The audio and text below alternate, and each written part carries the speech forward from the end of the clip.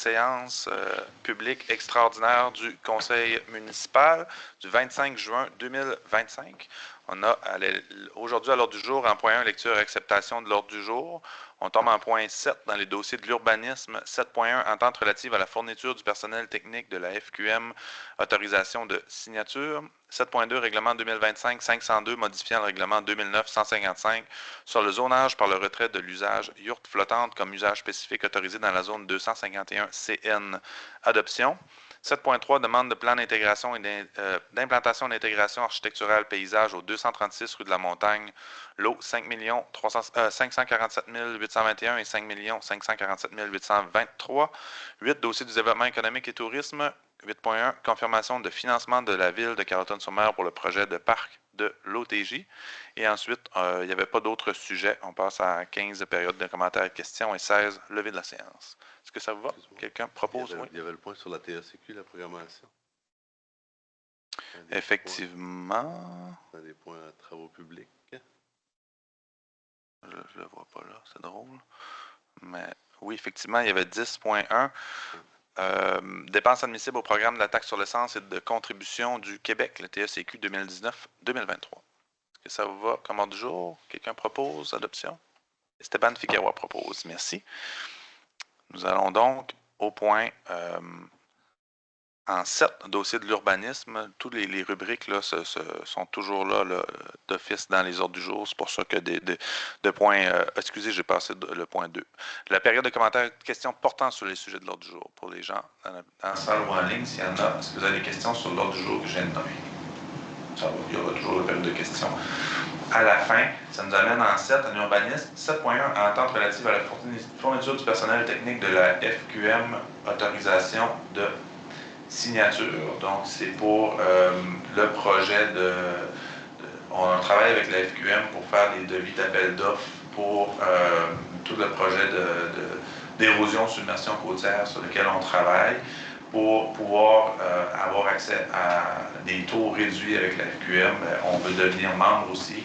Donc, la présente résolution, c'est pour autoriser M. Audette à signer les documents qui vont nous permettre d'adhérer à la FQM comme membre, ce qui va nous permettre de réduire les coûts du mandat qu'on leur donne et aussi de leur donner officiellement le mandat pour procéder aux appels d'offres, à nous aider à rédiger les appels d'offres qui vont être publiés pour ensuite aller chercher une firme pour travailler sur des projets pour nos 6 sites retenus qui font face à des enjeux d'érosion. Est-ce que ça vous va? Quelqu'un propose? Amélie Dallaire propose. Point. Je cherche le 7.1.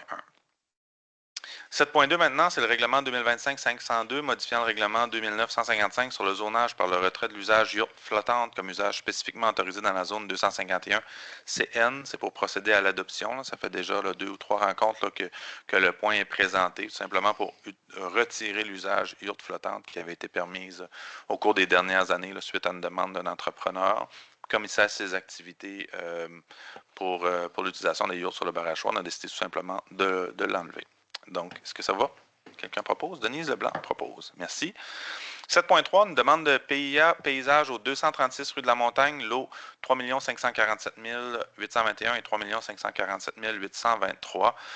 Les PIA dans la montagne s'appliquent pour essentiellement là, pour s'assurer de réduire de façon la plus importante possible l'impact visuel des constructions dans la montagne.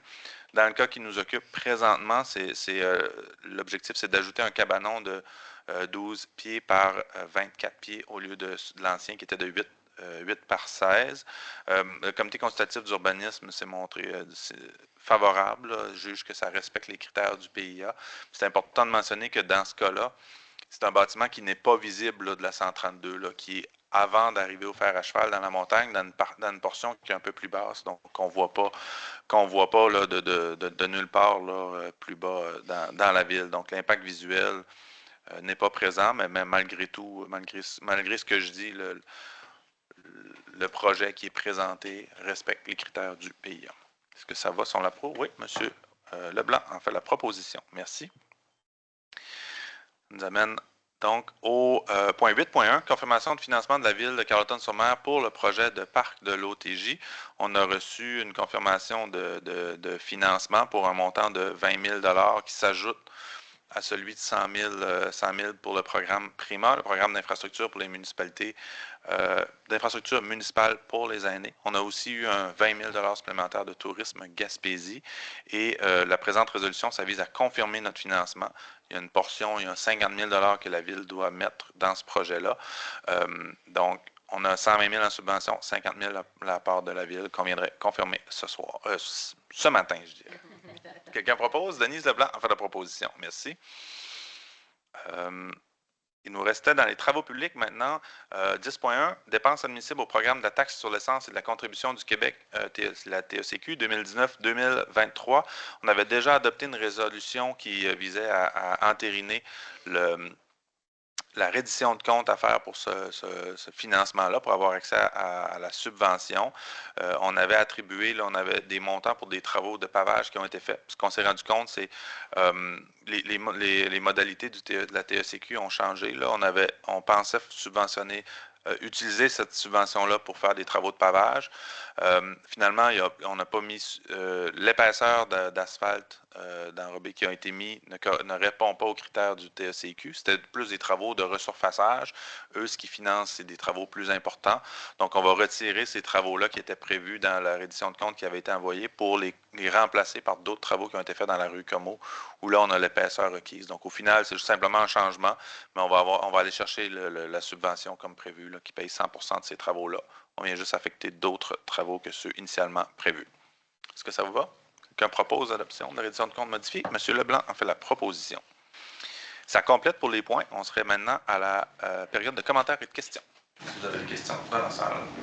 Pourquoi vous faites des assemblées extraordinaires? Ça ne va pas se faire en même temps que l'autre assemblée, vos points? Oui, c'est une bonne question. Là. On essaie d'éviter le plus possible là, des séances extraordinaires. Souvent, c'est des enjeux de délai. Dans ce cas-ci, je ne sais pas qu'est-ce qui a motivé, c'est probablement la TECQ, peut-être vous pourrez répondre, ou le projet de l'OTJ, là, c'est pas donner une réponse à lui. Oui, c'est ça. En cours de mois, souvent, il y a des impondérables. Il y a ces deux-là, en fait, là, qui étaient des urgences. Puis il y a aussi là, le mandat de la FQM. C'est quelque chose on avait des... Ça pressait de leur confier le mandat pour monter le devis d'appel d'offres. On devait le faire avant le 30 juin, on était déjà en retard. Alors, on fait ça pour le 14 juillet, c'est quand même dans 3 semaines. C'est souvent des impondérables, des urgences qu'on a à traiter qui nous amènent à faire des séances extraordinaires. J'ai remarqué aussi que vous avez adhéré à Kéroul. Ils ne vous ont pas conseillé de mettre une navette adaptée pour les personnes à mobilité réduite? Kéroul sont venus sur le terrain là, faire leur visite, mais on n'a pas eu le rapport encore. Donc je ne sais pas ce qui va sortir de leur recommandation. Je ne sais pas la date qui est prévue, là, mais dans les prochaines semaines ou prochains mois, là, on va se pencher là-dessus, mais on va voir selon ce qu'il va y avoir dans le rapport. C'est bon. Pas d'autres questions? Est-ce qu'il y avait des gens en ligne? Non, pas de questions en ligne. On pourrait procéder à la levée de la séance. Quelqu'un propose? Denise Leblanc a fait la proposition. Merci beaucoup. Bonne journée. Bonne journée. Bonne journée. Merci.